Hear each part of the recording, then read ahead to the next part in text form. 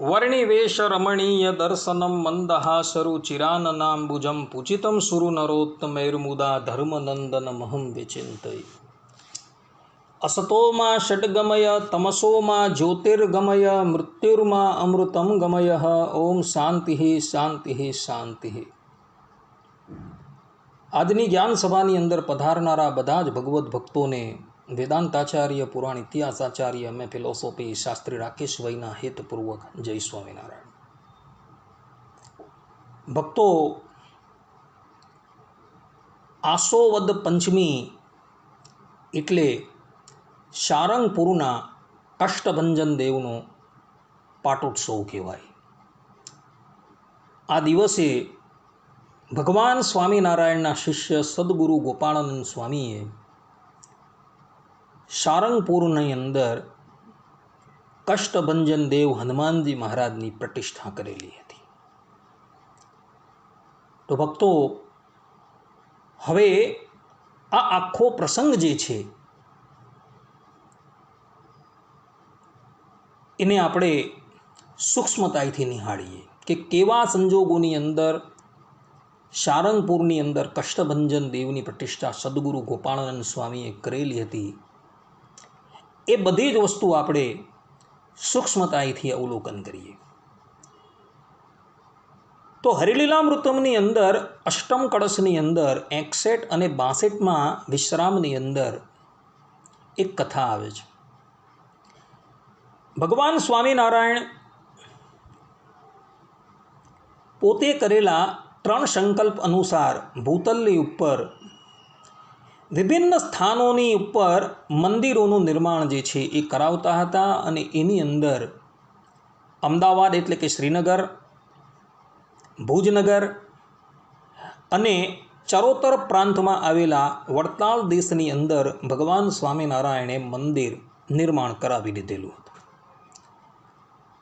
ભગવાન સ્વામિનારાયણની ઈચ્છા એવી હતી કે પશ્ચિમ પાંચાલ દેશ જે છે તેની અંદર પણ એક ગગનચુંબી મંદિર જે છે એ હોવું જરૂરી છે અને એને માટે ભગવાન સ્વામિનારાયણ મંદિર નિર્માણ કરવા માટે વિભિન્ન ગામોની અંદર ફરતા હતા કે કયા ગામની અંદર મંદિર કરવાથી આપણે સાનુકૂળતા થાય। ભગવાન સ્વામિનારાયણ પ્રથમ કરિયાણા ગામ પધાર્યા, ત્યારબાદ લોયા ગામ, કારિયાણી ગામ, બોટાદ ગામ ઇત્યાદિ ગામોની અંદર પધાર્યા અને બધા જ ગામમાં રહેતા જે સામંતો છે, જે ભગવાન સ્વામિનારાયણના આશ્રિત હતા, તેઓએ મંદિર નિર્માણ કરવાની તૈયારી બતાવેલી હતી। અને ત્યારબાદ ભગવાન સ્વામિનારાયણ ફરતા ફરતા સારંગપુર આવ્યા અને ભગવાન સ્વામિનારાયણે સારંગપુરનું વાતાવરણ અતિશય અનુકૂળ જોયું અને ત્યાંના જે રાજા હતા જીવા ખાચર, એમનો પણ પોતાને વિશે અતિશય સદભાવ જોઈને ભગવાન શ્રી હરિએ સારંગપુરની અંદર જ મંદિર નિર્માણ કરવાનું નક્કી કર્યું। પરંતુ આ વાતની ખબર જ્યારે દાદા ખાચર, દુર્ગપુર નિવાસી દાદા ખાચર અને એમના પરિવારને મળી ત્યારે દાદા ખાચરના જ્યેષ્ઠ ભગિની જીવુબાએ દાદા ખાચરને કહ્યું કે ભાઈ, તમે શીઘ્રાતિ શીઘ્ર સારંગપુર જાઓ અને ભગવાન સ્વામિનારાયણને સમજાવો કે આપ શ્રી દુર્ગપુરની અંદર જે સ્થાનની અંદર મંદિર નિર્માણ કરવા માંગતા હોવ એ સ્થાનની જમીન અમે તમને કૃષ્ણાર્પણ કરવા માટે તૈયાર છીએ, માટે આપ શ્રી બીજા સ્થાનોની અંદર મંદિર ન બનાવતા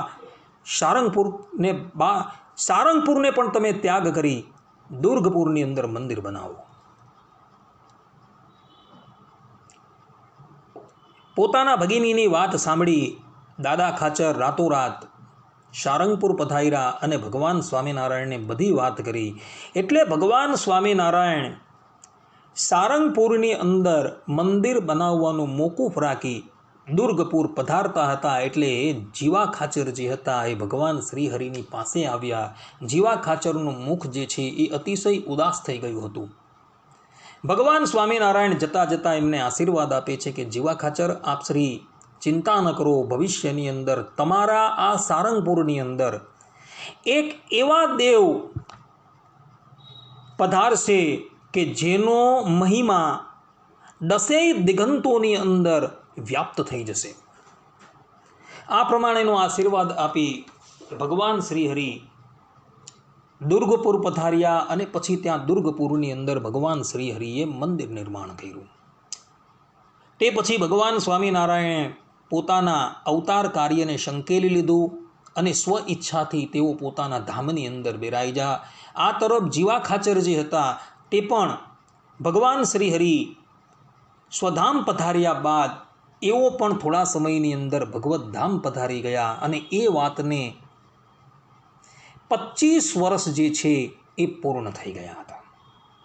1881ની અંદર ભગવાન સ્વામિનારાયણે સારંગપુરની અંદર મંદિર બનાવવાનો નિર્ણય કરેલો હતો, પરંતુ દાદા ખાચર સમજાવીને એને લઈ ગયા હતા અને દુર્ગપુરની અંદર 1881ના જેઠ સુધી એકાદશીને દિવસે ભગવાન સ્વામિનારાયણે દુર્ગપુરના મંદિરનો પાયો ખોદાવેલો હતો અને ત્યાંથી લઈને 25 વર્ષ વ્યતીત થઈ ગયા હતા. 1905નો સમય આવી ગયો હતો. તે વખતે દુર્ગપુરની અંદર વસંત પંચમીનો ઉત્સવ ઉજવવા માટે આચાર્ય રઘુવીરજી મહારાજ પધારેલા હતા. એટલે જીવા ખાચરના પુત્ર વાઘા ખાચર તે વખતે સારંગપુરના રાજા હતા. તેઓ રઘુવીરજી મહારાજ પાસે પધાર્યા અને કહ્યું કે પ્રભુ, આપ શ્રીના પિતાશ્રીએ અમારા પિતાશ્રીને વચન આપેલું હતું કે ભવિષ્યની અંદર સારંગપુરની અંદર એક પ્રતાપી દેવ જે છે એ પધારશે અને એ વાતને પણ 25 વર્ષ વ્યતીત થઈ ગયા છે. માટે તમે હવે આ બાબતની અંદર કંઈક વિચારો. વાઘા ખાચરની વાત સાંભળી એટલે આચાર્ય રઘુવીરજી મહારાજે સદગુરુ ગોપાળાનંદ સ્વામીને કહ્યું કે સ્વામી, હવે તમે જ આ બાબતની અંદર કંઈક નિર્ણય લો અને સારંગપુરની અંદર આપણે કયા દેવ પધરાવીએ. એટલે સદગુરુ ગોપાળાનંદ સ્વામીએ કહ્યું કે મારા શ્રી, આપણે સારંગપુરની અંદર હનુમાનજી મહારાજની પ્રતિષ્ઠા કરીએ. રઘુવીરજી મહારાજ કહે, ભલે, તમારી જેવી ઈચ્છા. રઘુવીરજી મહારાજ સારંગપુરની અંદર હનુમાનજી મહારાજ પધરાવવાના છે એની સંપૂર્ણ જવાબદારી સદગુરુ ગોપાળાનંદ સ્વામીને આપી એ પોતે વડતાલ પધારી ગયા. ત્યારબાદ સદગુરુ ગોપાળાનંદ સ્વામીએ હરિકૃષ્ણદાસ નામના સ્વામીને તથા ગોવિંદાનંદ નામના સ્વામીને પોતાની પાસે બોલાવ્યા અને સાથે સાથે એક કાનદાસ નામના કડિયાને પણ પોતાની પાસે બોલાવ્યા અને કહ્યું કે તમે લોકો જઈને સારંગપુરની અંદર મંદિર નિર્માણ કરો. સંતોએ કહ્યું કે જેવી આપશ્રીની આજ્ઞા. તે વખતે કાનદાસ નામના કડિયાએ કહ્યું કે સ્વામી, આપશ્રીએ અમને કહ્યું કે મંદિર બનાવો અને મૂર્તિ નિર્માણ કરો, પરંતુ મને કષ્ટભંજન દેવની મૂર્તિ બનાવતા આવડતું નથી. ત્યારે સદગુરુ ગોપાળાનંદ સ્વામીએ પોતાના કરકમલ દ્વારા હનુમાનજી મહારાજની એક મૂર્તિ કાગળની અંદર ચિતરીને કાનદાસ નામના કડિયાને આપી અને કહ્યું કે આ જ પ્રમાણેની મૂર્તિ તમે નિર્માણ કરો અને જ્યારે મંદિર અને મૂર્તિ નિર્માણ થઈ જાય ત્યારે તમે અમને સૂચિત કરજો. આ બાજુ થોડા સમયની અંદર મંદિરનું પણ નિર્માણ પૂર્ણ થઈ ગયું. મૂર્તિ પણ જેવી સ્વામીએ કહી હતી તે પ્રમાણે તૈયાર થઈ ગઈ. એટલે સ્વામીને હરિકૃષ્ણદાસજીએ અને ગોવિંદાનંદ સ્વામીએ ખબર આપી. એટલે સદગુરુ ગોપાળાનંદ સ્વામીએ જ્યોતિષોને બોલાવ્યા અને કહ્યું કે આપણે સારંગપુરની અંદર હનુમાનજી મહારાજની પ્રતિષ્ઠા કરવાની છે, તો એને માટે મુહૂર્ત આપો. અને જ્યોતિષોએ આસો વદ પંચમીનું મુહૂર્ત જે દિવસે બુધવાર આવતો હતો તે દિવસનું કાઢ્યું અને કહ્યું કે સ્વામી આ દિવસે તમે સારંગપુરની અંદર હનુમાનજી મહારાજની પ્રતિષ્ઠા કરો. આ આખી કથા ભક્તો હરિલીલામૃતમ કળશ 10-17 વિશ્રામની અંદર છે. ત્યારબાદ સદગુરુ ગોપાળાનંદ સ્વામી 200 સાધુઓને લઈને સારંગપુર પધાર્યા. સારંગપુરની અંદર વિધિવત રીતે વેદોક્ત મંત્રો દ્વારા હનુમાનજી મહારાજને એક સ્થાનની ઉપર પ્રતિષ્ઠિત કર્યા. હવે જે સમયે હનુમાનજી મહારાજની પ્રતિષ્ઠા કરવા માટે વિપ્રો જે છે એ વૈદિક મંત્રોનું ઉચ્ચારણ કરતા હતા અને હનુમાનજી મહારાજનું તેઓએ આવાહન કર્યું, એટલે તે જ સમયે કેટલાય હનુમાનજી મહારાજ ત્યાં પધાર્યા હતા. એમાંથી એક હનુમાન એ હતા કે જેણે ભગવાન શ્રી રામની સહાય કરી હતી, જેણે સીતાજીની સંભાળ લીધી હતી, એ હનુમાનજી હતા. બીજા એક હનુમાનજી એવા હતા કે જે વૈતાલ આદિ 52 વીરોના સરદાર છે. ત્રીજા એક હનુમાનજી જે કૈલાસની અંદર રહે છે, જે ભગવાન શંકરની સેવા કરી રહ્યા છે, તે હનુમાનજી આવેલા હતા. અને ચતુર્થ જે છે હનુમાનજી એ શનેશ્વરના રૂપની અંદર જે બિરાજે છે એ હનુમાનજી મહારાજ પધારેલા હતા. બીજા પણ કેટલાય હનુમાનજી મહારાજ પધાર્યા. હવે બધા વિચાર કરવા લાગ્યા કે ભાઈ આપણે કયા હનુમાનજી મહારાજને આ સ્વરૂપની અંદર સ્થાપન કરવા. સ્વામી પણ વિચાર કરવા લાગ્યા કે આપણે કયા હનુમાનજી મહારાજને આ સ્વરૂપની અંદર પ્રવેશ કરાવીએ. એટલે સ્વામી જે આ વાત વિચારતા હતા ત્યાં પોતાના એક શિષ્યને એમણે સમાધિ કરાવી અને કહ્યું કે કેશવદાસજી તમે સમાધિમાં જાઓ અને અક્ષરધામના અધિપતિ પર ભગવાન શ્રી હરિ એમને પૂછી આવો કે આપણે આ સારંગપુરની અંદર જે હનુમાનજી મહારાજની પ્રતિષ્ઠા કરવાના છીએ તેની અંદર કયા હનુમાનજી મહારાજનું સ્થાપન કરીએ. આ વાત આખી હરિલીલામૃતમ 10મ કળશ 17મા વિશ્રામની અંદર 18થી લઈને 44મી ચોપાઈની અંદર લખેલી છે.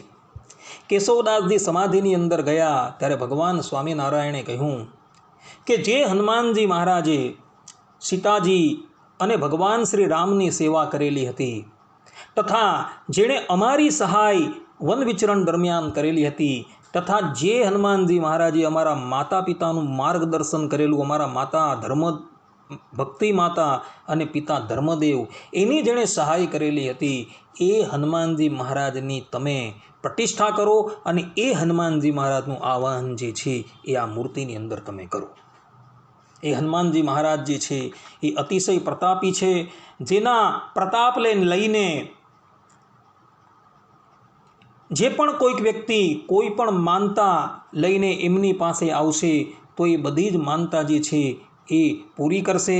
કોઈને ભૂત છે, પ્રેત છે ઇત્યાદિકનું નડતર હશે તો એ બધું જ નડતર કેવલ એ હનુમાનજી મહારાજની દ્રષ્ટિ માત્રથી સમાપ્ત થઈ જશે. માટે એ હનુમાનજી મહારાજ જે છે એની તમે પ્રતિષ્ઠા કરો, એનું આવાહન કરો અને એમને એ મૂર્તિની અંદર સ્થાપિત કરો. એ જ હનુમાનજી મહારાજનો દેશો દેશની અંદર મહિમા જે છે એ વૃદ્ધિ પામશે. આ પ્રમાણે ભગવાન સ્વામિનારાયણે આજ્ઞા કરી. એટલે કેશવદાસજી સમાધિમાંથી બહાર આવ્યા અને સમાધિની અંદર જે વૃત્તાંત ઘટેલું હતું એ બધું જ વૃત્તાંત સદગુરુ ગોપાળાનંદ સ્વામીને કહ્યું. એટલે હનુમાનજી મહારાજ જે છે જે ભગવાન શ્રી રામની સેવાની અંદર અને સીતાજીની સેવાની અંદર રહેલા હતા, તે હનુમાનજીને બાદ કરતાં બાકીના બધા જ હનુમાનજીને સ્વામીએ કહ્યું કે આપ શ્રી જતા રહો પાછા. અને જેણે શ્રી રામની સેવા કરેલી હતી, જેણે ભગવાન સ્વામિનારાયણની સહાય કરેલી હતી, એ હનુમાનજી મહારાજ ત્યાં રહ્યા અને એમ કહે છે કે ચાલતા ચાલતા એ અત્યારે જ્યાં સારંગપુરના હનુમાનજી મહારાજ જે સ્થાનની અંદર બિરાજમાન છે એ સ્થાનની અંદર આવીને બિરાજમાન થઈ ગયા. આ વાત ઉદ્ધવ સંપ્રદાયના માન્ય પ્રબંધ એવા હરિલીલામૃતમના 10મા કળશના 17મા વિશ્રામની અંદર સ્પષ્ટ રૂપે લખેલી છે ભક્તો.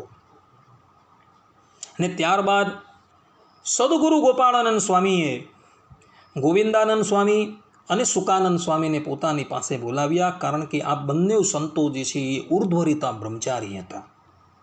અને એમને કહ્યું કે તમે ઉર્ધ્વરીતા બ્રહ્મચારી છો, માટે તમે બેમાંથી એક નક્કી કરીને કષ્ટભંજન દેવની પ્રથમ આરતી ઉતારો. સદગુરુ ગોપાળાનંદ સ્વામીએ આ હનુમાનજીનું નામ રાખેલું છે કષ્ટભંજન દેવ, કારણ કે પોતાને ત્યાં આવનારા બધા જ દુખિયારાઓના એ કષ્ટ કાપનારા છે, કષ્ટ કાપનારા થશે, માટે એમનું નામ કષ્ટભંજન દેવ સ્વામીએ રાખ્યું.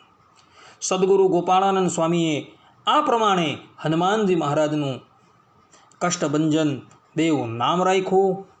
એવા જ સમયની અંદર શંખો, ભેરી, નગારા, ડુંદુબી વાગવા લાગ્યા અને સુકાનંદ સ્વામી પોતાના કરકમલની અંદર આરતી લઈને ઊભા રહ્યા છે. સદગુરુ ગોપાળાનંદ સ્વામી પોતે વૃદ્ધ હતા, એટલે એક લાકડીના ટેકે એ ઊભા રહ્યા છે અને લાકડી એમણે પોતાની ચીબુકની પર અડકારેલી હતી અને એકાગ્ર દ્રષ્ટિથી તેઓ હનુમાનજી મહારાજની સામું જોતા હતા. આરતી શરૂ થઈ છે અને આરતી શરૂ થઈ ત્યાં જ હનુમાનજી મહારાજની મૂર્તિ છે એ ધ્રુજવા લાગી હતી.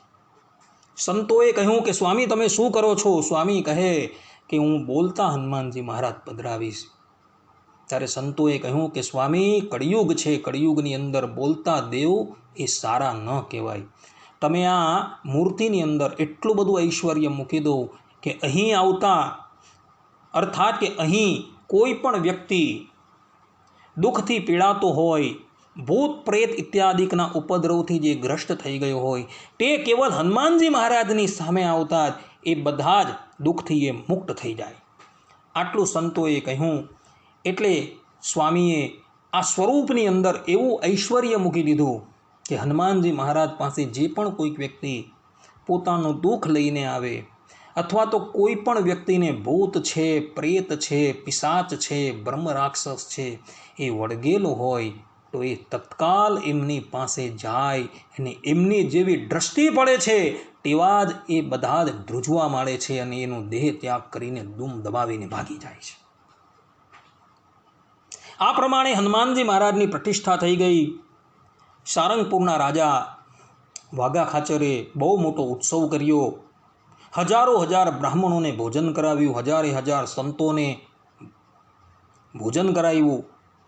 આ ઉપરાંત પોતાની પાસે જેટલું પણ હતું એ બધું જ ભગવાન શ્રી હરિના અનન્ય ભક્ત, ભગવાન શ્રી રામના અનન્ય ભક્ત સારંગપુરના હનુમાનજી મહારાજના ચરણની અંદર એમણે નિવેદિત કરી દીધું ભક્તો.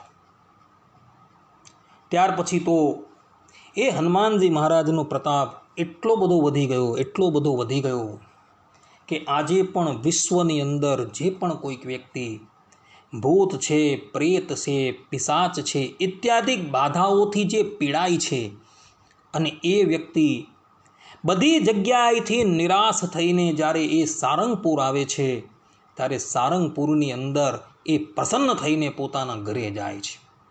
આ સારંગપુરની અંદર કોઈ પણ જાતિનો ભેદ નથી. ચારેય વર્ણના લોકો પણ આવે છે. આ ઉપરાંત દેશ વિદેશથી ઇતર કોમના લોકો પણ અહીં આવે છે. મુસલમાન સુદ્ધા લોકો પણ સારંગપુર આવે છે અને એ લોકો પણ પોતાનો ઈલાજ કરાવીને પ્રસન્ન મુખથી પોતાના ઘરે જાય છે. માટે આવા આ હનુમાનજી મહારાજ જે છે એમની પ્રતિષ્ઠા સદગુરુ ગોપાળાનંદ સ્વામીએ વિક્રમ સંવત 1905ના આસો વદ પંચમીને દિવસે, બુધવારના દિવસે કરેલી હતી ભક્તો. આજે એ વાતને પણ ભક્તો 171 વર્ષ થઈ ગયા છે. આજે 171 વર્ષ થઈ જવા છતાં પણ સારંગપુરના હનુમાનજી મહારાજનો પ્રતાપ જે છે એ એવો ને એવો જ છે ભક્તો. આજે પણ દેશ વિદેશથી બધા જ લોકો સારંગપુર પધારે છે. સારંગપુરની અંદર રહેવાની અને ભોજનની વ્યવસ્થા જે છે એ સંપૂર્ણપણે નિઃશુલ્ક કરવામાં આવેલી છે ભક્તો. આ સારંગપુરનું મંદિર જે છે એ સ્વામિનારાયણ સંપ્રદાયની પોતાની માલિકીનું છે ભક્તો. અને સ્વામિનારાયણ સંપ્રદાયનું મેનેજમેન્ટ જે છે એ બહુ સારી રીતે આ સારંગપુરનો વહીવટ જે છે એ સંભાળે છે. કોઈ પણ વ્યક્તિ અહીં આવે છે તો એને પ્રસાદ છે, પાણી છે, ઉતારા છે, એ બધી જ વસ્તુ જે છે એ નિઃશુલ્ક પ્રદાન કરવામાં આવે છે.